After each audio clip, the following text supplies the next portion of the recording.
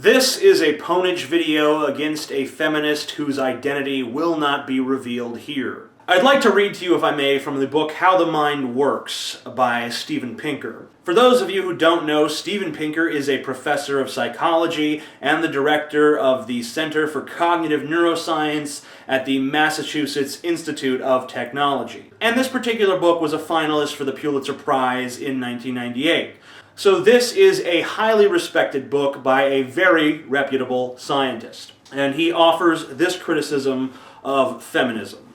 The unstated premise that nature is nice lies behind many of the objections to the Darwinian theory of human sexuality.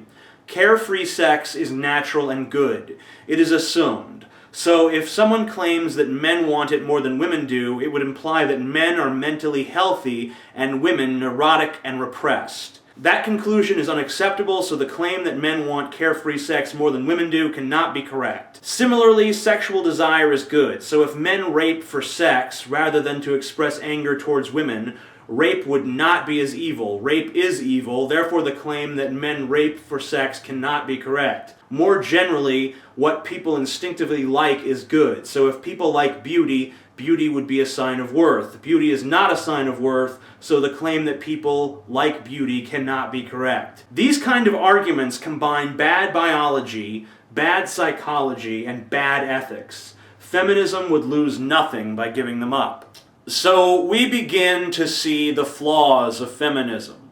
They view the inequalities that still exist between the sexes not as an evolutionary construct, but as a social construct. But the truth is that evolution is what made man the more sexual of the two genders, because having sex with a wide array of promiscuous women was the evolutionary survival strategy that most benefited man. Women evolved a very different strategy. They would find a male partner and use him to protect their offspring and therefore their genetic legacy. And the men would agree to this because the women would provide sex. In other words, men provide love to get sex, women provide sex to get love.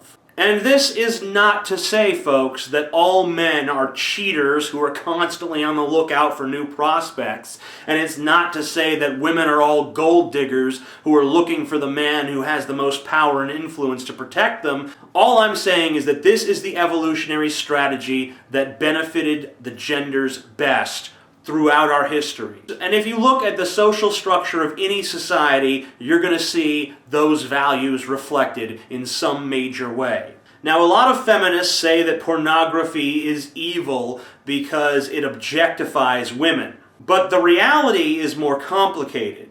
If I could be allowed to read from Steven Pinker's book just one more time, I'd really like to. And this is not even a section concerning feminism. He's just talking about pornography in general here. I don't want to give anyone the impression that I'm using Steven Pinker's book as a Bible here, but this particular passage just so perfectly elucidates the reason that pornography is so popular in America and throughout the world, and always has been.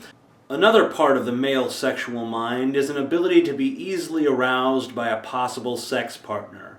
Indeed, by the faintest hint of a possible sex partner.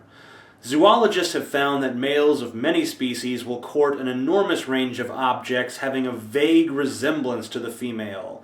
Other males, females of the wrong species, females of the right species that have been stuffed and nailed to a board, parts of stuffed females such as a head suspended in midair, even parts of stuffed females with important features missing like eyes and the mouth. The male of the human species is aroused by the sight of a nude woman, not only in the flesh but in movies, photographs, drawings, postcards, dolls.